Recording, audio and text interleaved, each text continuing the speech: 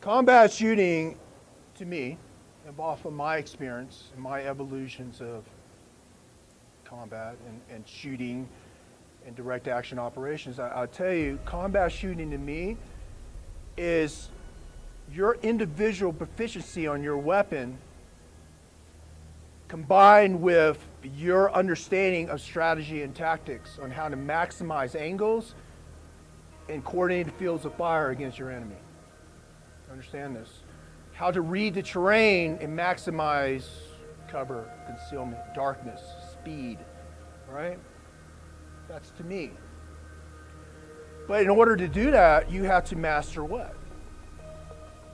The fundamentals, right? Each individual on a special forces team, any type of team, right? You have an individual skill, and then you have a team skill, right?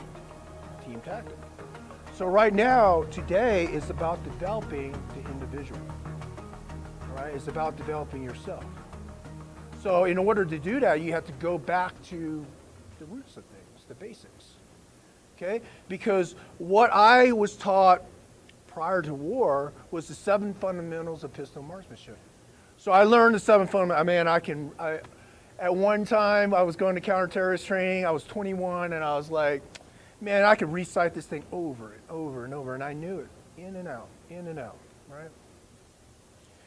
But during the process of my life, I had to go back and revisit a lot of those fundamentals because what I was taught during peacetime wasn't working out for me when it came to speed and proficiency and moving and all that, right? So I had to revisit certain things. Grip was one. Stance was another one, right? Because while I was taught on a flat range, right? Before the war, we were just taught on a flat range. They blow the whistle, draw, boom. Safety your gun. Go back, draw the, they pull the whistle, boom, right? So all you're doing is just standing there, stagnant. And yeah, we were employing tactics and strategy. Obviously, commandos, you got to do that. But our weapon handling skills wasn't there for our proficiency in movement and our tactics. You understand this? So during the process of the war, I'm like, man, I could be better with my shots. I could be better at the grouping drill. This is my experience. Okay, is I want to be able to drive from my 12 o'clock, my 3 o'clock, to my 9 o'clock. Understand? I want to be able to cover this whole angle from here. I want to be able to draw my gun and shoot accurately in this kill zone. And with one movement on spin, I want to be able to cover this kill zone. You understand? One movement. One movement. Okay? So your footwork has to be, for me, I like my power hand, which is, I'm right-handed, right? I like my power side, my gun hand, I want that foot to be pulled back on a line. So I'm going to draw a line on the ground, imaginary. And I'm going to put my toes on this side of the line on my gun hand. And I'm going to pull my legs shoulder width apart, and I want to put my heels on the other side of this line. You see? You see it? All right, so I'm standing here, and I'm talking to you. See? Normal. No strain. Okay? I'm going to pull my gun, and this is my position. You see? That's it. I don't want to start seeing all this, right? I don't want to start seeing, right? It's natural. Okay? It needs to be a natural position. So if you're going up there, and you're like, okay, Tim, I'm going to relax, man. I'm going to relax. And I'm like, shooter, load, make ready. And everything start locking up, right? And then you're like, and I'm like, do you understand the drill? Yes, too, I understand the drill. Fire. And you come out and you're like, yeah. You see, it is the spirit that takes over. You will always convert back to your level of training, no matter what. So today it's about understanding yourself. You need to get up there and consciously talk to your subconscious. Your subconscious mind is fucking freaked out. You must control that energy. So once you get up there, all right, toes, line, load, make ready, stand botch. And then you need to say to yourself, relax the shoulders. I'm standing upright having a conversation, okay? And I'm just going to relax my base. I'm telling you guys, if you don't relax today, what's going to happen on a 5-round rapid is you'll start kicking back. Everything is tense. You need to relax everything and let the structure of your body handle recoil. Okay? That's my teachings today. You have to understand it. On your stance, your hips need to be open. Hips closed, hips open. Why do I want my hips open? Mobility. Also my gun line. My instruments. My instruments of war. Right? I want to be able to get to my lifeline. I want to be able to get to whatever I need to get to on my gun belt. So if I aggressively pinch down like this, see, I have to turn my body to get to my instruments. Understand this. It's about proficiency. All right. So let's talk about grip. You know, it's the first time I was training on grip, right? I had an instructor tell me, just grip the fucking gun. So I went, okay. So I gripped the gun, and I think I was like this. He goes, shoot the fucking gun. I'm bam, bam. I missed everything, right? And then when I started going to more specialized training, it was, okay, grip the gun like this. All right, hey, change up your structure a little bit. So I started dissecting it a little bit more. What I'm trying to say to you is, when you understand the 7 fundamentals, right, maybe you understand it at the 10% level, right? And then maybe you have to revisit grip again, and then maybe you understand it at the 40% level. And then maybe you go to war and combat, and then you go, then you understand at the 80% level. Understand? In time, you understand more of the fundamentals if you're willing to swallow the ego and go back and start at the basics again. But if you understand this, then life is a process of learning. You are only ready to learn certain things at certain times after certain reps of doing it. And going, oh, I fucked up, this ain't working for me, and then you go back and then you relearn it again. Beaver tail right here, it goes up. You have your back plate, all right? So you want to line up the structure of your hands, right? So you look at this right here, you want to take the gun and put it in just like this. I'm going to teach you what proper grip feels like, and then you have to mimic that on a draw, okay? But if you feel what it feels like on the pressure points on the gun, you can mimic on a draw. And if you can mimic on a draw, oh, you'll be fucking fast. You want to reduce recoil on the gun, reduce the flip time on the gun. Beautiful. Those are principles. How do we achieve that principle? How do we go there? Because you're telling me, okay, a grip, I need to flip my gun back on target. I need to align that thing with structure to my target. I need control on that muzzle flip. Well, how do we do it? See, because just a normal grip on the gun won't allow you that. Okay? So you have to put pressure points on the gun. The harmonics on the gun. As the thing fires, it's going to vibrate certain ways, right? The way that your wrist pulls, you're going to have to counterbalance that. Understand? So if I'm a right-handed shooter and I put a lot of pressure on this side of the gun, I'm going to have to counterbalance that pressure on this side of the gun. And I'm going to have to choke up on the gun in order to reduce the muzzle flip. And I'm going to have to line my structure and relax my shoulders in order for that recoil to enter my body so I can have control. You understand? So what I'm trying to say to you is not just grip. Grip is about putting pressure on the gun at the certain points on the gun. So let me explain. So if I can hold my gun on a C-clamp position like this, I would. But I can't because the thing functions back. What's that telling you? If I can hold my gun in a C-clamp position right here, right, then that will make me more accurate. What's that mean to you? I need to control the end of the gun. Okay? So how do I control the end of the gun? I need to get my thumb out there. Okay? So I need to get my thumb out there. You understand? I need to control the harmonics on the gun. So the pressure is going to push this way, the pressure is going to push this way, the pressure is going to push this way, and it's going to go pressure up. Let me explain. All right. So the gun lines up with the structure. I'm going to pull my hands up underneath the beaver tail. I'm going to extend these two fingers. I tape up my hands, not because I was playing with a knife, because these are really aggressive grips, all right? And it tears up my hands after a whole day of aggressively shooting it. All right, so these two fingers are my power fingers, right? And they're going to, so imagine a gun here. They're going to turn and push the energy this way, up this way. You see? The fingers are not going this way. The fingers are pushing, these two fingers right here are going to pull up this way on the gun. This finger then milks, so it looks like this. Then this thumb milks up right here. I got fucking grip on this gun. I'm pulling the gun up and I'm pulling my thumb straight up. This allows what? Space right here. My hands right here with my wrist line, this is called structure on a drive hand. With me turning my wrist right here, this is a broken wrist. You see? This is structure. This is a broken wrist.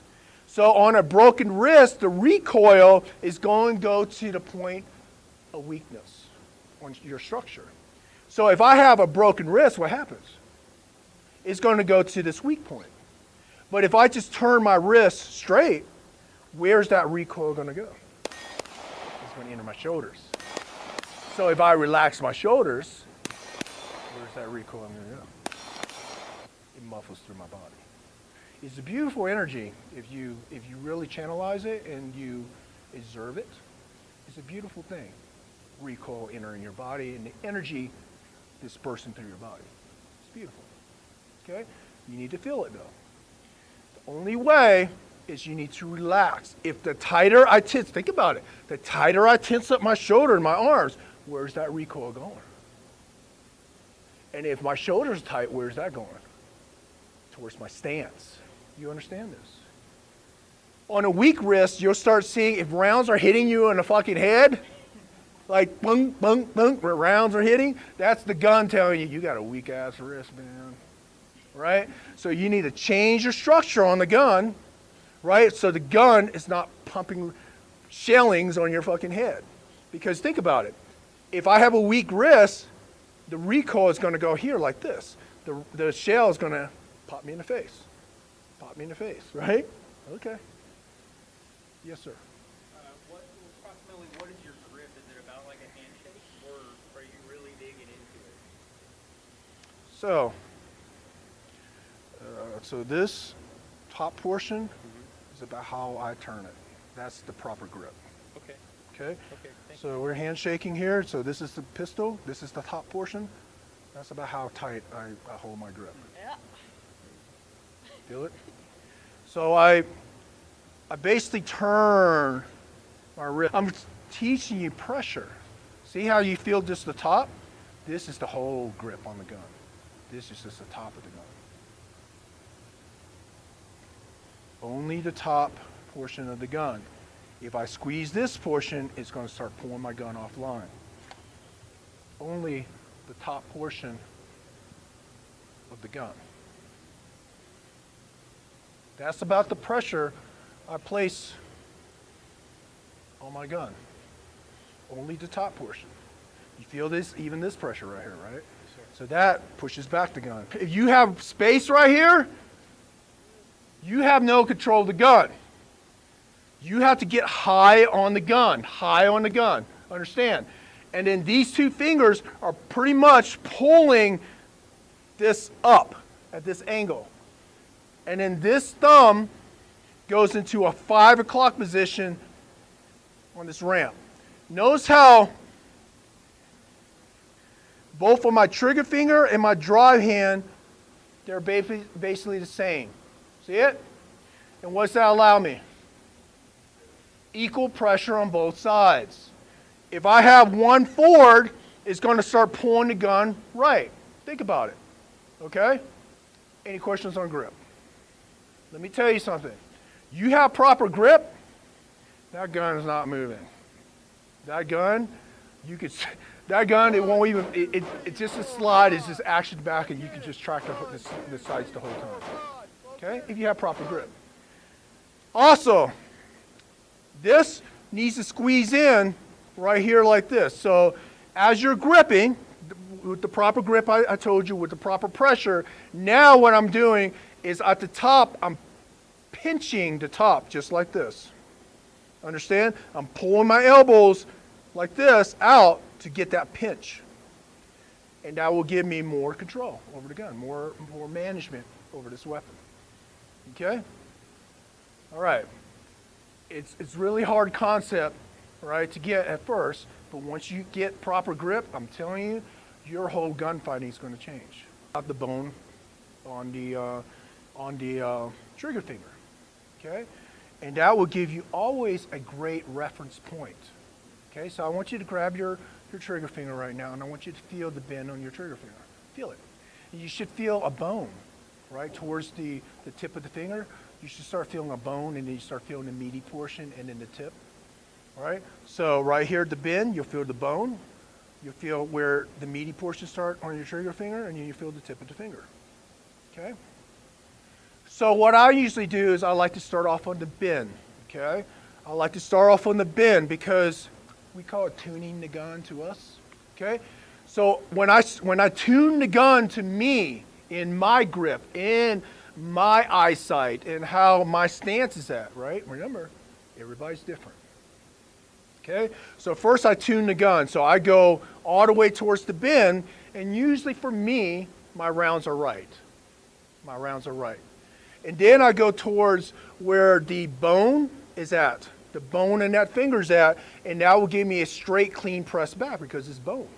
Okay? And usually it's still a little bit right for me. Depending on my gun, each gun is different. And then I go towards the middle of my trigger finger, the middle portion of it, where the meaty portion is at. And usually for me, that's center. Where I'm going with this is, if your grip is good, and you're not anticipating recoil, and your rounds are grouping right or grouping left, right, then you need to adjust your trigger finger. That means if your rounds are grouping right, you need to give me less trigger finger. You'll hear me say that today. Give me less trigger finger. Give me more trigger finger. All right? You need to listen to me when I'm coaching you. Okay? If you see your rounds drifting right, what am I going to do?